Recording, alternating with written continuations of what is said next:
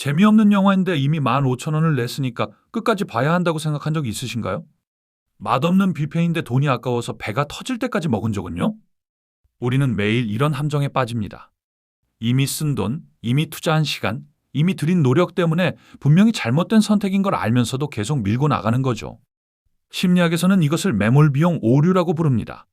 연구에 따르면 무려 85%의 사람들이 이 편향에 빠지며 기업들은 이것 때문에 매년 수조 원의 손실을 봅니다.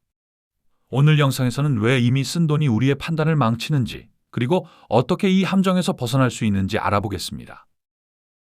매몰 비용이란 이미 지출되어 되돌릴 수 없는 비용을 말합니다. 여기서 핵심은 되돌릴 수 없다는 것입니다.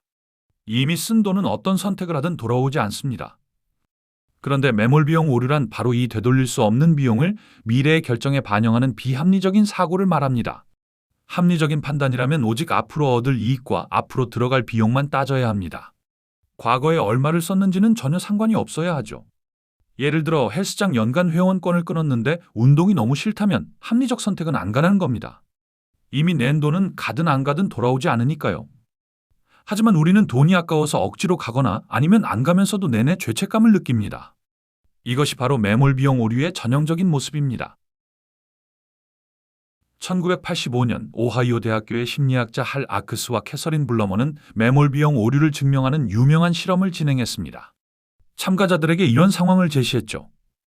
당신은 스키 여행 티켓 2장을 샀습니다. 미시간 여행은 $100, 위스콘신 여행은 $50입니다. 그런데 두 여행의 날짜가 겹친다는 걸 뒤늦게 알았습니다. 환불은 불가능하고 곰곰이 생각해보니 위스콘신 여행이 더 재미있을 것 같습니다. 어떤 여행을 선택하시겠습니까? 놀랍게도 과반수의 참가자가 더 비싼 미시간 여행을 선택했습니다. 더 재미없을 거라고 스스로 예상하면서도요. 이유는 단 하나, 더 많은 돈을 썼기 때문입니다. 이미 지불한 비용의 크기가 미래의 즐거움보다 더 강력하게 판단을 좌우한 것입니다. 이 실험은 매몰 비용 오류가 얼마나 강력한 편향인지 보여주는 고전적 연구로 남아 있습니다. 매몰 비용 오류의 가장 유명한 사례는 바로 콩코드 여객기입니다. 1960년대 영국과 프랑스 정부는 초음속 여객기 콩코드를 공동 개발하기 시작했습니다. 그런데 개발 초기부터 이 사업이 경제적으로 실패할 것이라는 분석이 나왔습니다. 수요 예측은 빗나갔고 개발 비용은 당초 예산의 12배까지 치솟았습니다. 합리적 판단이라면 즉시 중단해야 했죠.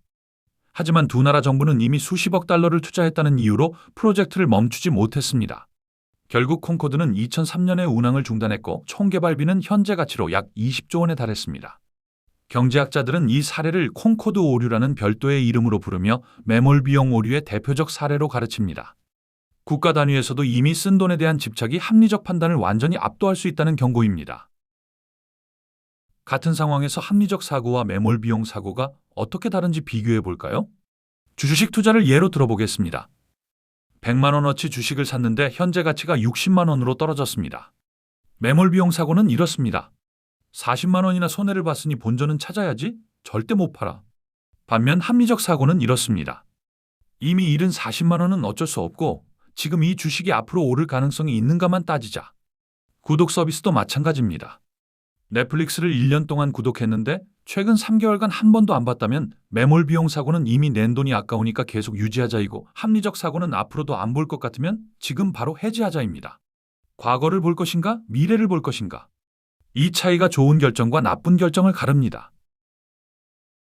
그렇다면 왜 우리는 이렇게 비합리적인 행동을 할까요? 노벨 경제학상 수상자 데니얼 카너먼과 아모스 트버스키의 전망 이론이 그 답을 줍니다. 인간은 같은 크기의 이익과 손실이 있을 때 손실의 약 2.5배 더 강하게 반응합니다. 10만 원을 잃는 고통은 10만 원을 얻는 기쁨의 2.5배라는 거죠. 이것을 손실 회피라고 합니다. 매몰 비용을 포기한다는 것은 손실을 확정짓는 행위입니다. 주식을 팔면 손실이 숫자로 확정되고 프로젝트를 중단하면 투자금이 완전히 사라집니다. 우리 뇌는 이 확정된 손실의 고통을 피하기 위해 비합리적이더라도 계속 투자하는 쪽을 선택합니다.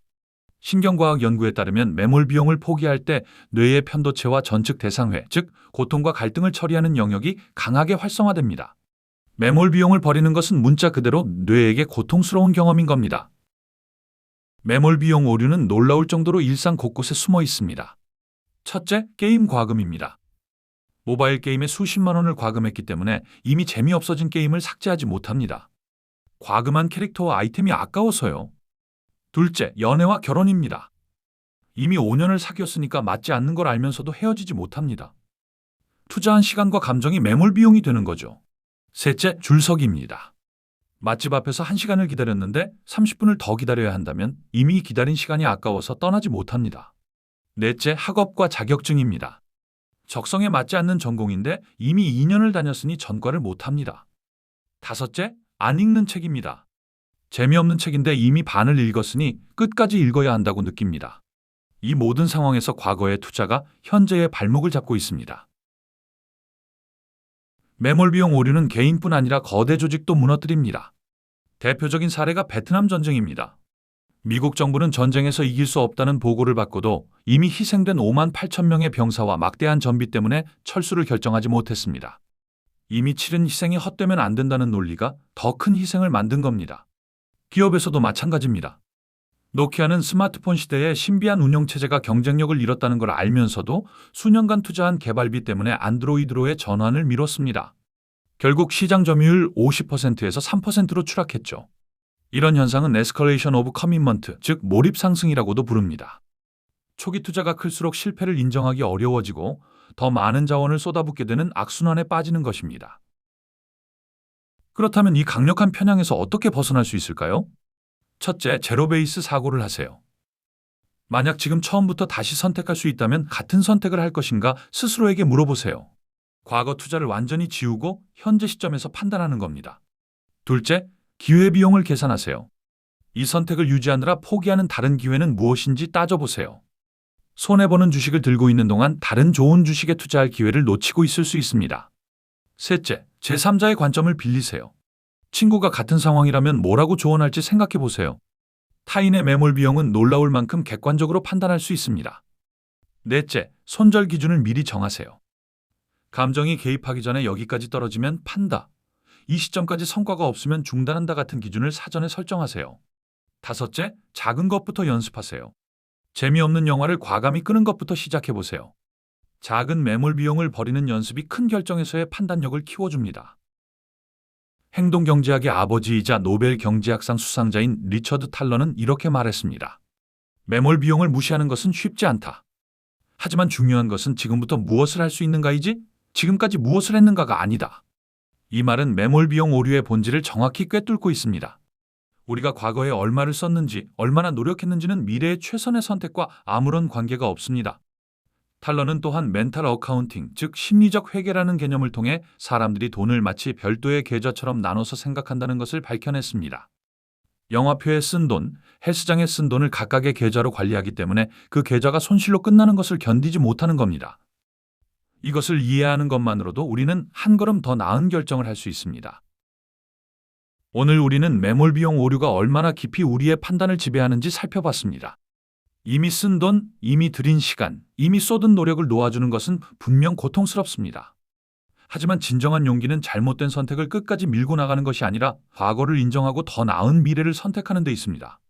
오늘부터 결정을 내릴 때 이렇게 물어보세요. 나는 지금 미래를 보고 있는가? 아니면 과거에 묶여 있는가? 이 질문 하나가 여러분의 모든 선택을 바꿀 수 있습니다. 영상이 도움이 되셨다면 구독과 좋아요 부탁드립니다. 감사합니다.